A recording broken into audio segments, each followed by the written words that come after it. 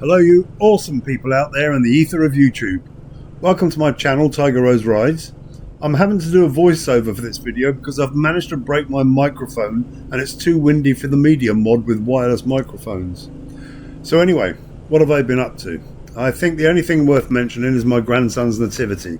Absolutely loved it, and so did he, bless the little innkeeper. This week for local history I'll be covering Southsea Castle. It is one of the all too easy monuments to miss, but it's worthy of a mention. The bike history is going to be Rudge motorcycles, a short but very interesting history. And while I'm on the subject of bikes, I've also been watching several videos about the demise of various bike dealers around the country, from the likes of Bingley Wheeler, the All Year Motorcyclists and Stuart Fillingham and a few others. And in my area alone, Harley Davidson dealership in Southampton closed, the KTM dealership in Gosport gone to self-administration, and there are others I probably don't know about or I can't remember at the moment. Now when I think about it, and please keep this in mind, it is my opinion and my point of view, 3 times since motorbikes have been in production since the late 19th century have motorbike manufacturers had to close down and dealerships cease trading. The first one was the Second World War.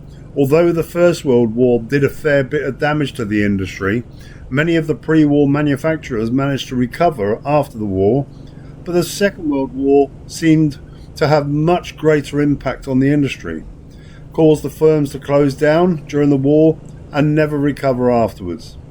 Secondly, in the late 60s and early 70s, the arrival of affordable cars such as the Mini made the family car much more attractive than a motorbike.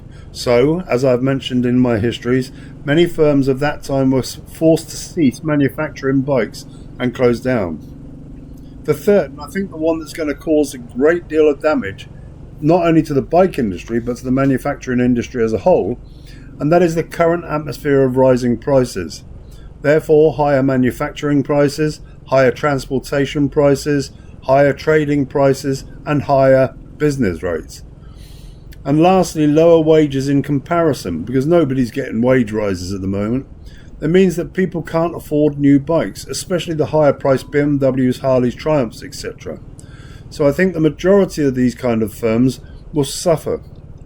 But there is one company that I think might see an upturn in sales, and that's Royal Enfield. And I don't say that just because I own one. It strikes me that the affordability of the bikes will possibly make them the most or a must own for future purchases. Not only are they well priced, good looking, well built and economical to run, but they will last you a lifetime if you look after them properly. So I think the next 6 months will be very interesting to watch to see what happens. Anyway, that was just my opinion. I am no expert, so I'll shut up and I'll get on with the rest of the video.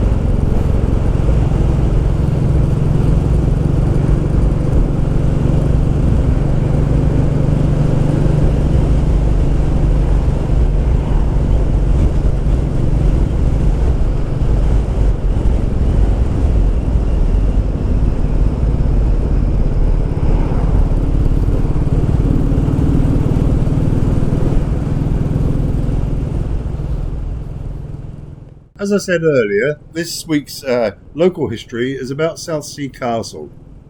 Now, Southsea Castle sits on the southernmost tip of Portsmouth. It has been several names like Chatterton Castle, South Castle and Portsheath Castle, but at the moment it's called Southsea Castle.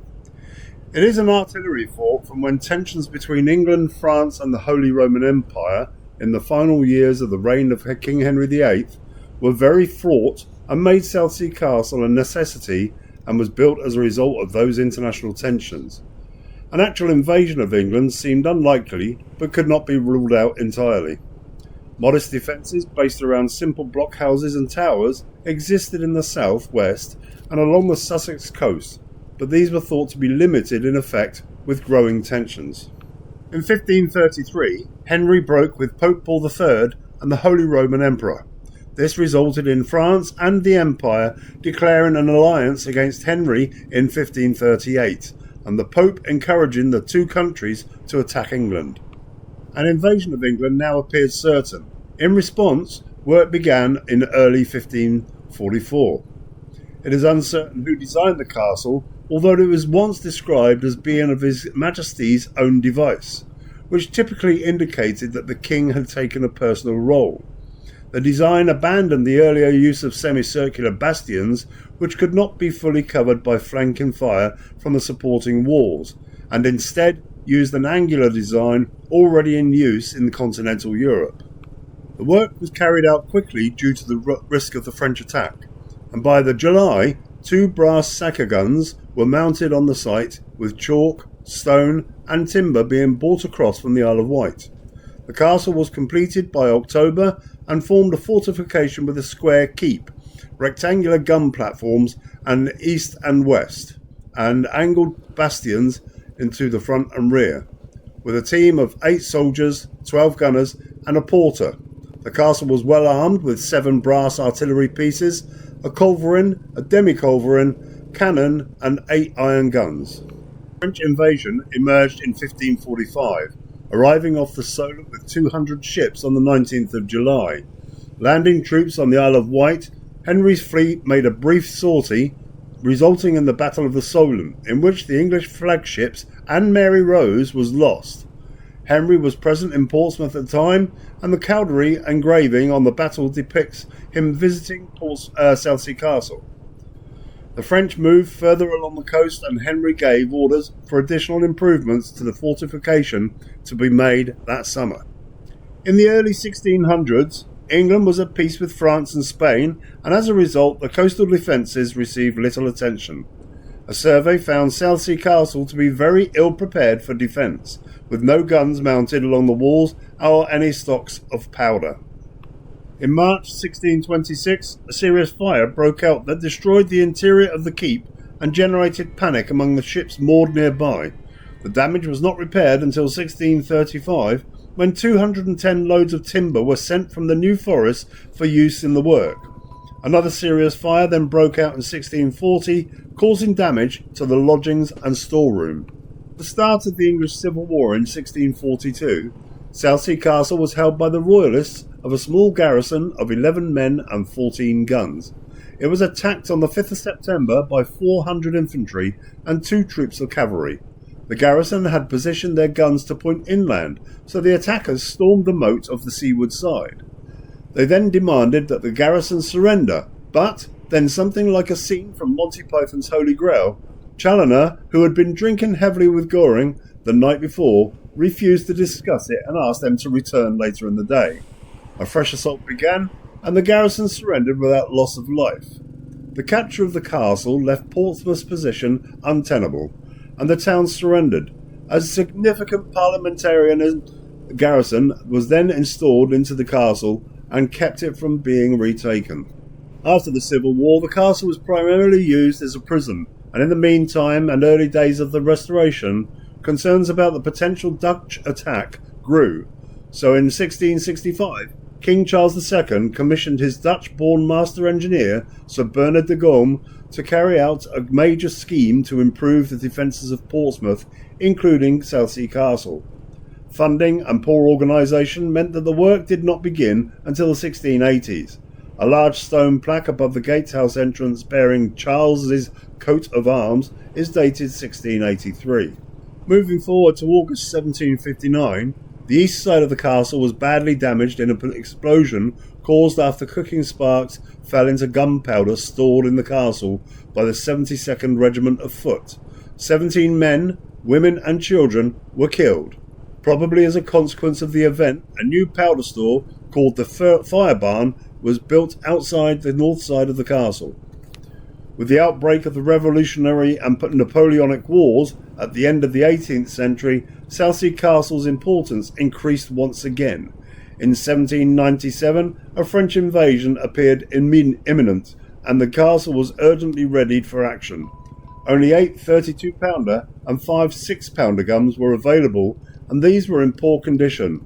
In 1813, work began to expand the castle, with the keep and interior bailey redesigned in brick. The moat was rebuilt and the counterscarp galley was built around the edge. The work was finished in 1816. A lighthouse, commissioned by the Admiralty, was constructed on the western gun platform in 1828. In 1854, its height was raised and now stands at 10 metres above its base atop the walls. The lamp burned sperm oil and was installed behind a fixed dioptric. It showed red and white sectors, and the white was replaced with green in 1854 to guide ships through the safer water between Horse Sand and Spit Sand. The lighthouse keeper was housed in the castle itself, and the lighthouse was in continuous use until 2017, when it was superseded by a new structure as part of changes made to approaches of Portsmouth. In preparation to the arrival of the Royal Navy's Queen Elizabeth class aircraft carriers, the original dioptric lens was then subsequently replaced and is now on display inside the castle. During the Second World War, the Hampshire Heavy Regiment, Royal Artillery, Territorial Army occupied the castle, which was used as the headquarters of Portsmouth's fixed defences. During the war, the castle was manned by a range of units including coastal artillery from the regular army and the Home Guard, and the East Battery was armed with 2 9.2-inch BL Mark X guns. Living conditions were poor, with the keep described by one member of the Auxiliary Territorial Service as cold, wet and horrible. The castle was protected by barrage balloons, but it was hit by at least 2 incendiary bombs which did little damage. Post-World War II, the castle fell into a bit of disrepair, but soon became a National Heritage Site along with the other fortifications of Portsmouth and surrounding areas, and today is in great condition with a popular tourist attraction. I thoroughly enjoyed my visit and recommend it to everyone. Well, that's the local history for this week. Stay tuned for the bike history, we'll be along shortly.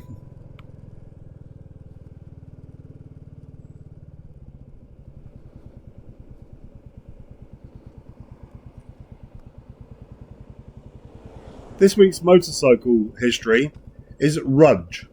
Now, Rudge Whitworth Cycles in Birmingham started as bicycle manufacturers in 1894. Rudge motorcycles began producing in 1911 and continued until 1946. The firm was known for its innovations in engine and transmission design and its racing successes. Their sales motto was "Rudge it, don't trudge it." From its foundation in 1894, the Rudge Whitworth Company built a reputation for quality, reliability, sporting prowess, and innovation, with many patented ideas reaching the production machines.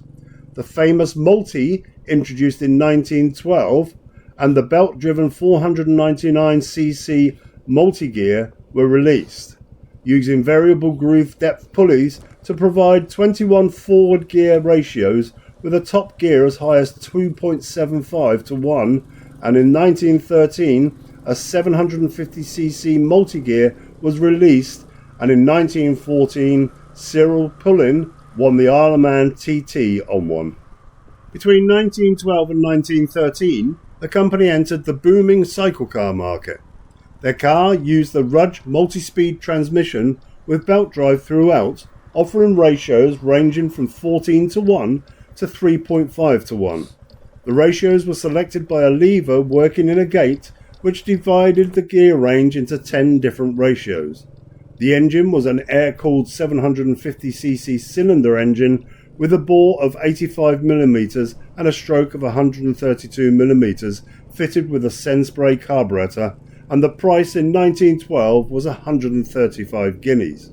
In 1923, Rudge manufactured a 4-speed gearbox and the first 4-valve cylinder head on a 350cc, which outperformed the 500cc it replaced.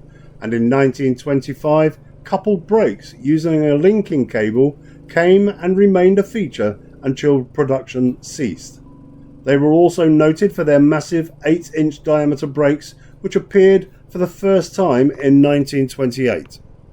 The single-cylinder 350cc Rudge 4, named for having 4 speeds and 4 valves, showed markedly superior performance in the competition on release. Having more power than the 500cc predecessor, Rudge engineer George Hack is said to have taken his design idea from the 4-valve Triumph Ricardo, which was produced between 1921 and 1928. He designed the 4-valve head for Rudge, and in 1924 they produced their first 4-valve cylinder head on a 350cc engine, and these valves were arranged in parallel and not radial configuration. In 1925, a 500cc version with linked front and rear brakes appeared, and the big end bearings were now fed oil through the crankshaft pin. The old 350cc was dropped in 1926, and for 1928 Rudge motorcycles were fitted with saddle tanks and 8-inch internal expanding drum brakes. Stanley Glanfield designed a Rudge for dirt racing, marketed from 1928 as the Glanfield Rudge. In 1928, Graham Walker won the Ulster Grand Prix, averaging over 80 miles per hour. This prompted the release of the Rudge Ulster, as well as a Jap engine 250cc and parallel 4-valve 350cc. The Ulster was one of the most famous models. In 1931, Rudge released its first 250cc and 350cc road machines with the radial valve layout. TT replicators were available in 350cc and 500cc. The parallel valve 50cc was the famous Ulster, which quickly became synonymous with the Rudge name. This was introduced in 1921 following the Ulster Grand Prix win by Graham Walker at 80 miles an hour. Then, the golden year of 1930 saw the Junior TT 1, 2 and 3 place win using the newly untried fully radial 350cc 4-valve engines, and the following year saw the first road machine with the fully radio valve layout. Another distinctive Rudge feature appeared in 1932, the much admired stand handle, allowing the machine to be placed in the centre stand with just one finger. There's a very good video, I'm going to put the link to it just below, but there's a good video of a chap just walking around the bike explaining a few things. The semi-radial aluminium bronze cylinder head appeared on the road machine in 1934, and development of this engine area continued, resulting in full enclosure of the valve gear from 1937 onwards. In the final year of manufacture in 1939, the cylinder head was cast from RR50 light oil alloy with iron valve seat inserts. Although production ceased in December of 1939, affection for the marque was growing more as people appreciated the quality of the RW machines, of which some 2,000 still survive. During the 1920s and early 30s, Rudge motorcycles were also popular in motorcycle speedway. Those who rode them during their career included 1938 world champion Bluey Wilkinson of Australia, who started his speedway career in 1928 on a battered old belt-driven Rudge. With the Depression biting, 1933 was the last year of production for dirt track bikes and the TT replicas. The Ulster 500cc was fitted with a semi-radial cast iron head, and for 1934 the Ulster had its head cast in aluminium bronze, and a radio 4-valve 250cc Sports was released. But finances were bad, and Rudge was bought by EMI and production was interrupted, being moved to Hayes, Hillingdon in Middlesex. A 250cc 2-valve Sports was released in 1938, and for the early 1939 the Ulster had an RR50 aluminium cylinder head, and production ceased in December 1939 to convert a radar production for the war effort. And so that was the end of Rudge motorcycles. So that's the motorcycle history for this week. I hope you enjoyed both the local history and the motorcycle history. Due to the time we've got at the moment, we're nearly on 20 minutes, so I'm going to call it a day on this video. Tune in next week. I have no idea what I'm doing just yet. I'll have a think about it. And ride safe, be safe, and take great care. And if I don't get back to you beforehand, have a fantastic Christmas.